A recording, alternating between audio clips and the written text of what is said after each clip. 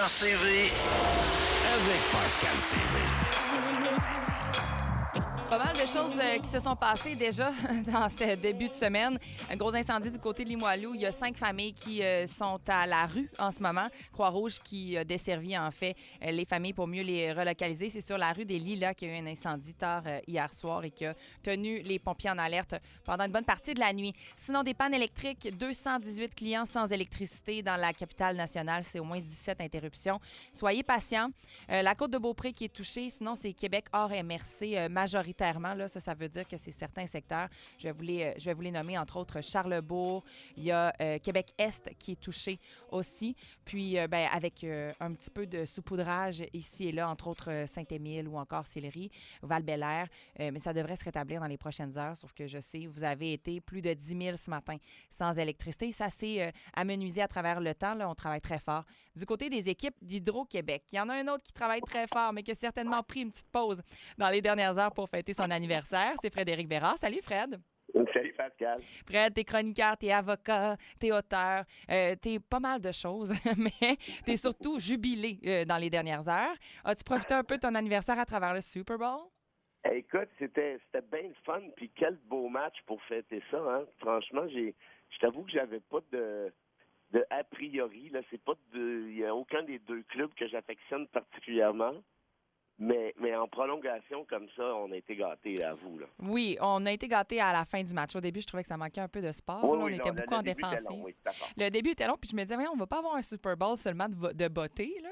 En tout cas, finalement, ils nous en ont donné du spectacle. Un peu déçu que les 49ers n'aient pas gagné. De cœur, je souhaitais qu'ils gagnent. De tête, je me disais, ça allait être les Chiefs. Et voilà que ça s'est passé comme ça. D'ailleurs, j'ai vu tes prédictions. Oui. Dans votre pool à Boulevard, écoute, si c'est pas toi qui as gagné, t'étais pas loin, là. Faudrait que je vérifie. Question de me péter les bretelles, peut-être, avec Yannick Marceau. Lui rendre l'appareil. En tout cas, je te garantis que t'es à tout le moins très proche. Merci beaucoup, Frédéric. Tu vois, j'aime ça t'avoir le lundi avec moi. Je parlais des artistes aussi de la mi-temps, entre autres Usher qui a fait la mi-temps, qui est un peu critiqué. Je disais que le son était moyen, puis c'est pas pour aider les artistes. Puis, il y a un sondage américain qui est sorti. On a sondé 2000 Américains dans les dernières heures pour demander qui est-ce qu'on veut à la mi-temps l'an dernier.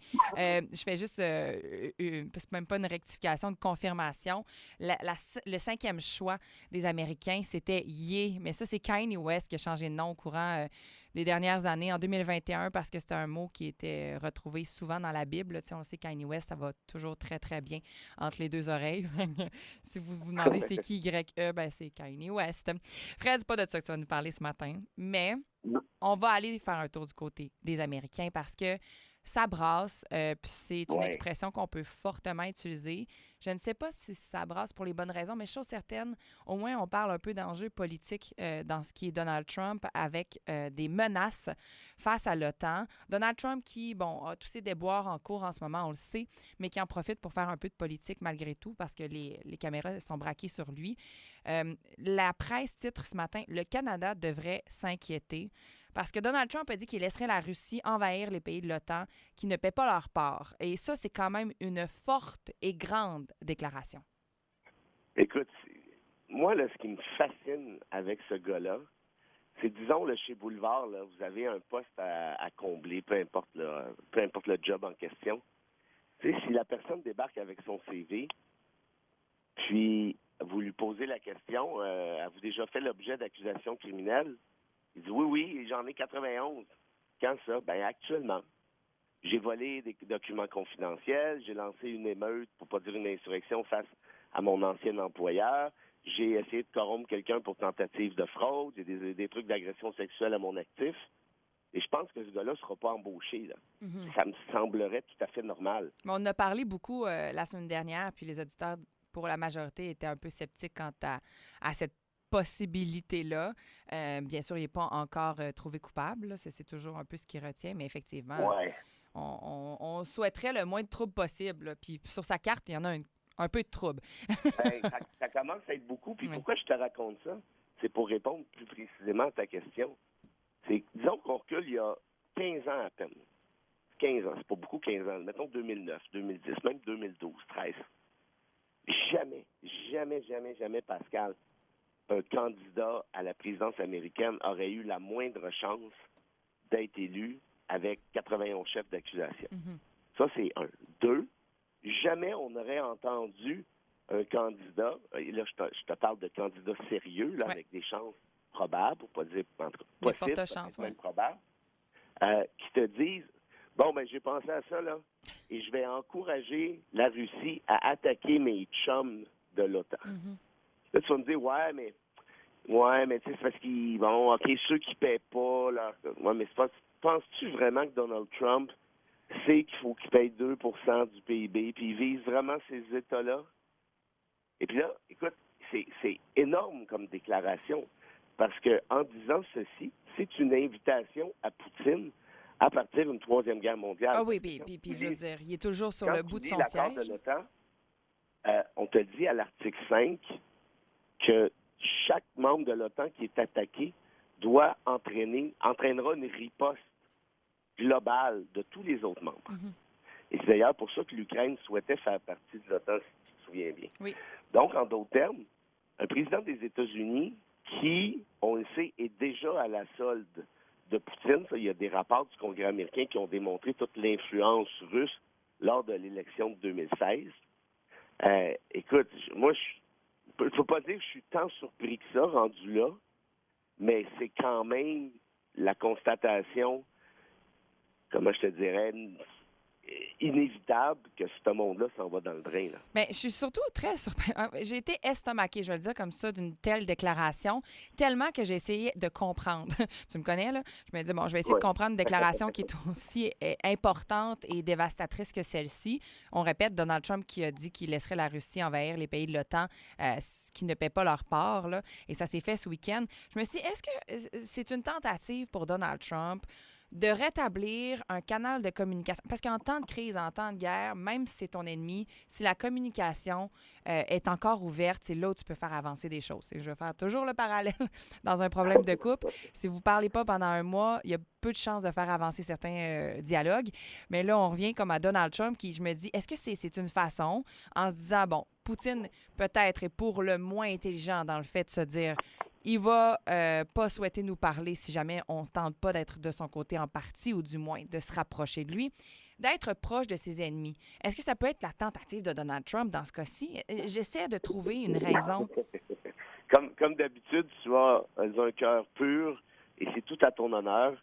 Et peut-être que tu as raison, évidemment, mais dans ce cas-ci, je m'inscrirais en faux en te disant tout simplement, puis c'est peut-être moi qui est trop cynique, qui n'a pas le cœur assez pur, tu me diras, mais je pense tout simplement que Trump est à la solde de Poutine.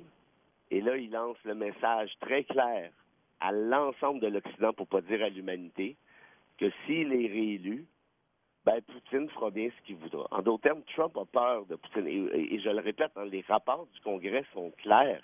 L'ingérence russe, elle est bien réelle, puis c'est pas le cas seulement aux États-Unis, c'est le cas aussi en France. Il y a un reportage ultra important qui est sorti du Washington Post il y a de ça un mois Dis-nous. à peine, qui explique que Marine Le Pen et son Rassemblement national reçoit du fric de manière très considérable de la part du Kremlin. Et c'est une des raisons pour lesquelles Le Pen ne critique jamais Poutine, malgré l'invasion d'Ukraine. Donc, en d'autres termes, ce qu'essaie de faire le Kremlin, ce qu'essaie de faire Poutine plus précisément, c'est de déstabiliser les démocraties occidentales. Et là, il va prendre toutes les façons possibles pour le faire. Et Trump, entre toi et moi, est nécessairement le candidat parfait. On dit que Poutine a des photos de lui compromettantes. Bon, ça, est-ce que c'est vrai, est-ce que c'est pas vrai? On est dans le complot, je ne le sais pas. Mais ce que je sais, par contre, c'est qu'il y avait de l'ingérence russe en 2016 et très clairement, il va en avoir encore en 2024. Peut-être passer à Biden aussi, parce que quand on se compare, parfois on se console. On parle des fois on parle d'orphelins politiques beaucoup au fédéral, puis même de plus en plus au provincial au Québec. Fédéral, c'est le cas, ça va se voir quand même aux futures élections. Mais du côté des États-Unis, là, tu parlais du fait que la politique avait beaucoup changé. Biden, peut-être qu'auparavant, était capable d'avoir des discours très clairs, très concis, très structurés. Mais en ce moment, il faut le dire, c'est pas le cas. Donc, tu as un Joe Biden qui vieillit, qui a certains troubles cognitifs qui ont été rapportés. Et tu as Trump de l'autre côté qui est prêt à tout et qui semble vouloir se défendre d'abord et avant tout, au lieu de travailler certains enjeux pour les Américains en ce moment.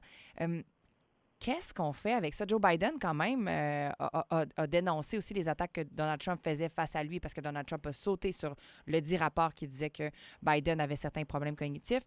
Mais les États-Unis sont un peu dans l'eau chaude, non, Frédéric? Aïe, aïe, ça, c'est le moins que l'on puisse dire parce que, tu sais, on entendait souvent la critique par rapport à Biden, par rapport à ses trous de mémoire. On le voyait dans certains de ses discours. Il est de plus en plus confus. On tombe en bas de l'estrade, des trucs du genre. Mais en même temps, tu te dis, bon, écoute, ça peut peut-être arriver, puis c'est pas parce qu'il y a 80 que nécessairement ça va arriver tout le temps. C'est peut-être des anecdotes. C'est Mick Jagger puis Keith Richards ont ça 80, puis ils remplissent des stades de 85 000 pour des shows de 2 heures, puis il y a personne qui dit un mot. Sauf Mais que c'est de là, la culture. Ils connaissent un peu leur mouvement aussi à travers le Oui, temps. Tu sais, oui. là, tu es quand même président des Oui. États-Unis. Ça, t'as franchement raison. Mais là, tu as le rapport du rapporteur spécial, qui est un républicain, il faut le dire, là, à quel point ça affecte son indépendance, il faudrait savoir, mais qui te dit très clairement que Biden a des troubles cognitifs sérieux. Mhm. Et là, ce qui est vraiment dommage là-dessus, c'est que là, je te fais une prédiction. Il y a un paquet de démocrates qui n'iront tout simplement pas voter. Parce qu'ils vont se dire, c'est pas vrai que je vais voter pour Trump, ça c'est impossible. Mais je peux pas non plus appuyer un président qui est plus là du tout, là. Ouais. Et là, ça commence à ressembler à ça. Ce qui fait que, fort probablement, que Trump, mis à part évidemment les obstacles judiciaires qui sont devant lui, a probablement carte blanche pour ramasser les élections de novembre prochain. Surtout que les obstacles judiciaires en question, si tu remarques, là, il y a une stratégie d'aller en appel à peu près à tous les râteliers, ce qui fait en sorte que, au final, probablement que ces procès-là n'auront pas lieu avant novembre, mais plutôt après l'élection. Et ce qui fait partie du plan, ça a été dévoilé par le New York Times, c'est que Trump, une fois élu, pourrait s'autogracier, évidemment, puis dire merci et bonsoir. On ne serait pas surpris. Hein? Merci beaucoup, Frédéric Bérard. On se retrouve lundi prochain. Je te souhaite une excellente semaine. Puis, ça te fait quel âge? Le dis-tu ou tu gardes ça pour toi comme une diva? Écoute, mais je vais te le dire avec plaisir, ça m'en fait 47. Et tu sais quoi? Il y a ce bon vieux proverbe indien qui dit « Ne refusez jamais de vieillir, c'est un privilège qui est absent pour trop de gens. » Oh mon Dieu, j'adore. Puis merci de le dire là, à cette époque où dans un mois, j'aurai 30 ans. Ça se prend bien. Bonne fête, Frédéric. Salut tout le monde, bye-bye. Le jeune Frédéric Bérard, avocat, auteur, conférencier. On le reçoit à tous les lundis pour parler de divers enjeux de l'actualité. Puis là, on parlait de Trump avec sa déclaration contre l'OTAN. Disons-le, là, quand même, c'était pas nécessairement pour l'OTAN de dire je vais appuyer le président russe Vladimir Poutine dans une attaque quelconque. En fait, laissons la Russie envahir les pays de l'OTAN qui ne paient pas leur part. C'est très gros, c'est très, très gros, honnêtement. Si c'est quelque chose que vous avez manqué dans les dernières minutes, vous allez pouvoir reprendre la chronique de Frédéric Bérard et on faisait un petit tour aussi sur les capacités mentales du président actuel, Joe Biden. Récent sondage de NBC News qui montre que 62 % des électeurs s'inquiètent de la santé mentale et physique de Biden pour un second mandat. Et il y a un sondage du New York Times qui démontre aussi dans les dernières heures que 71 % des électeurs des États clés de la campagne présidentielle pensent que Biden était tout simplement trop vieux pour être un président efficace. Oh, la politique américaine qui est toujours collée sur nous est à surveiller de plus en plus, surtout à chaque jour.